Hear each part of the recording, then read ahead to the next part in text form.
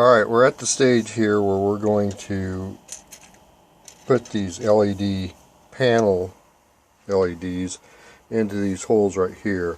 What I plan on doing is I put those in, and then I'm going to use connectors with the 2-hole connectors. Here's a larger set. These are 16 holes. I use just a 2-hole connector, and I'll be able to slide those on and off of that.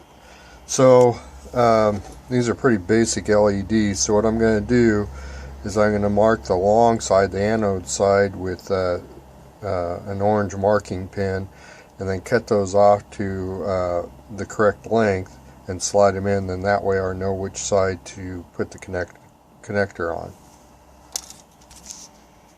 I'm going to use one of these pins I picked up at the local Menards to mark it. Get it out there just a little bit. And since this is a two-hand job, I'll go ahead and mark it and show you what it looks like after I get done.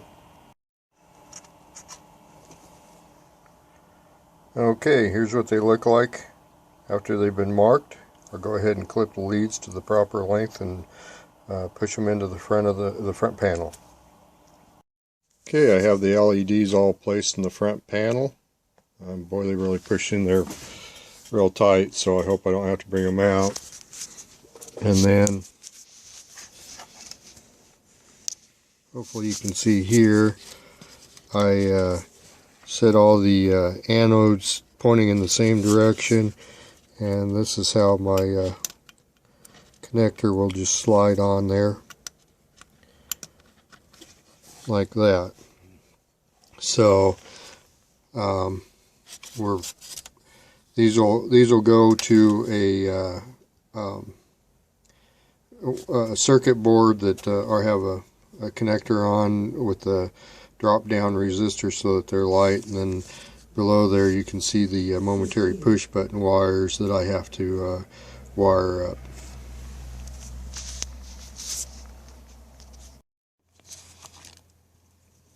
Here we are on the final parts of the mechanical build of the power management unit. I've consolidated some of the stuff from the breadboard onto my project board here, and then I've added a few 3 more circuits. As you can see here, up here along this line right here, I've got a wire going to the negative side of the power supply, the 5-volt power supply. This side I got a positive bus going along there. This part here was on the previous breadboard. This is basically the circuit here that that drives or powers the LCD, and we have a I believe it's a 10K potentiometer there that we can use to change the contrast on the LCD. Back here's the one of the pins that goes to the LCD, and then down here we have some additional contacts for hooking up some negative and positive sides of the LCD. Kind of sandwiched in here, I've got my voltage divider here for the so that the system can measure the output voltage of the power supply. Then I've got right here are the circuits for the momentary switches, which I've basically just taken off of the digital I/O button information from the Arduino website. I have the links to that on the blog. But basically all we're going to do is we come off of we have our momentary switch in there. We're feeding it with the positive voltage. When it's pressed, it's going to go through a 10K resistor to ground to drop that down, and then up here on one of the digital pins, it'll sense that, and then we'll be able to do something in code to turn the LEDs on. So that's essentially what we have here. Is we've got, you know, our connections for the focus there. We got our connections in here for the push button switches, and then the pin that goes to the Arduino, and obviously up here this is the resistor going to the ground. The next four over here are the circuits for turning on and off the LED. And again, I pulled that off of the Arduino website. It's just the blink code. And again, basically all we're doing is we're going to ground, and then we're have the LED, you know, a pin for the LED, or two pins for the LED, and then one pin for that goes to the Arduino board. And you know, we're loading the LED down. I think those are 220 ohm resistors. Now the last circuit I have here, I pulled off of OpenEnergyMonitor.org, and that circuit here, and again I have links to that. That circuit here is going to connect up to our sense controller, and I'll show you that in just a second. But basically we've got a circuit here with a capacitor and another voltage divider to drop the voltage. The output voltage of the coil is like 2.2 volts, and we have to set that up so that the CT sensor, the Arduino, can read that. So there's a voltage divider in there. Then we also have to have a little bit of a load resistor on there, and then a capacitor is on there, so that we only see 1/2 of the voltage, since it'll be reading the AC side of the voltage. So that's where we are. We're gonna, next step, what we'll do is we'll go ahead and put this into the back into the case, and I'm gonna use our pin connectors and stuff like that we got from Pololu to go ahead and connect all this stuff up. And then once we get that done, then the last part of this will be to go ahead and finish writing the code for all this and putting it in, which again, when we get all done with this, I'll put up on the blog with all the interconnections and everything.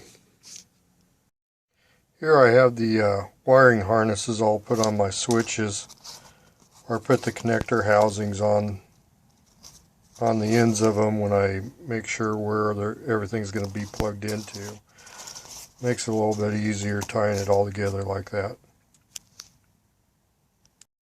Okay, here's our current sensor. It's got a plug on it like this that only has two cables. It doesn't use the middle one there. So we're going to cut, I don't need this much cable, we're going to cut it off about in half, and then I'll just put a connector on it so I can plug it right into our board. Here we have the final wiring. It looks like a mess, but it actually is better than it was. You can see I put connector housings on everything.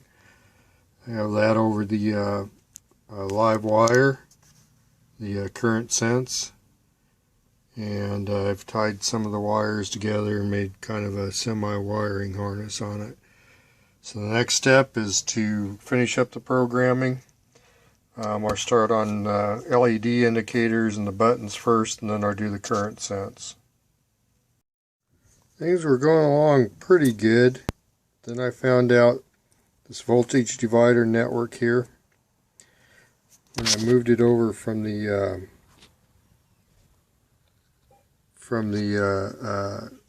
breadboard over this, I wasn't thinking, and that's actually a voltage divider on the 5-volt side, not the 12-volt side.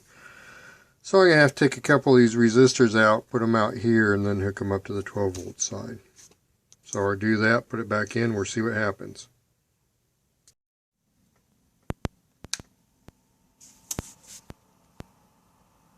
finally have our power management unit to a stage where I'm going to consider it complete for now.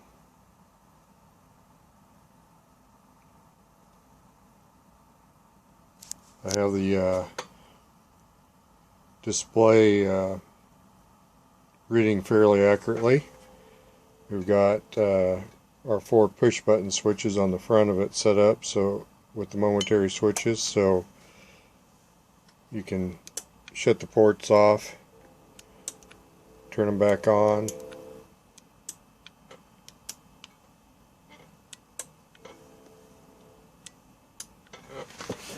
This is what it looks like in the inside.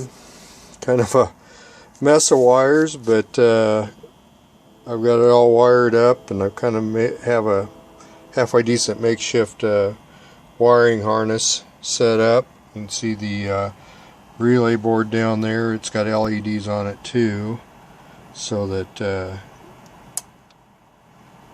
you can see as I turn them on and turn them off.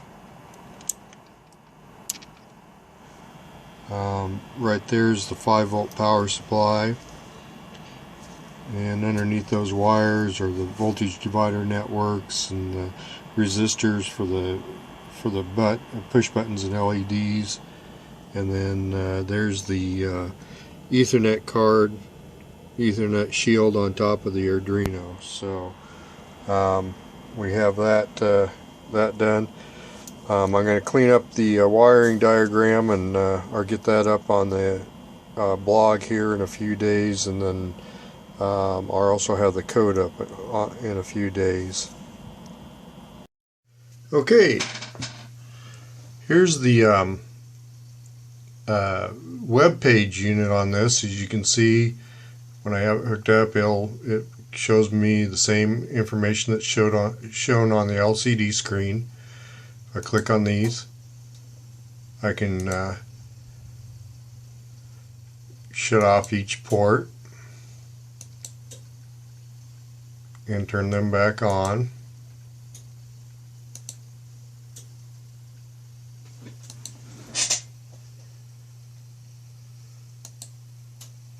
Okay, I'll go ahead and show you this.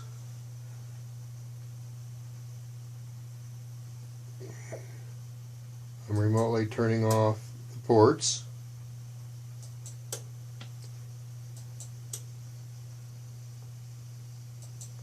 One of the other things that I've done on the web page is I went ahead and put a button on there that will shut all the ports off at once. So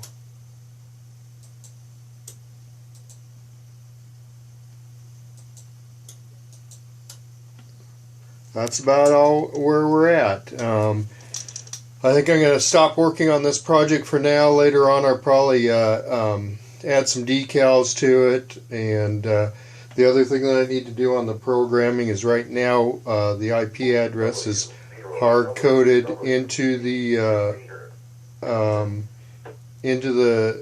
unit. I want to set it up so it'll pull a IP address off of DHCP and then allow you to set a IP address. The other thing that I need to do is add some security to it so that you have to log in to actually make changes. But I'm going to leave that for a later date, or go back through the code and clean it up a little bit later. If somebody else comes along and sees the code and they can do that, that would be great. So that's it for this episode, and probably for a while on the power management unit. We'll move on to some of our other projects that we're doing. So for now, signing off, it's KB0ASQ.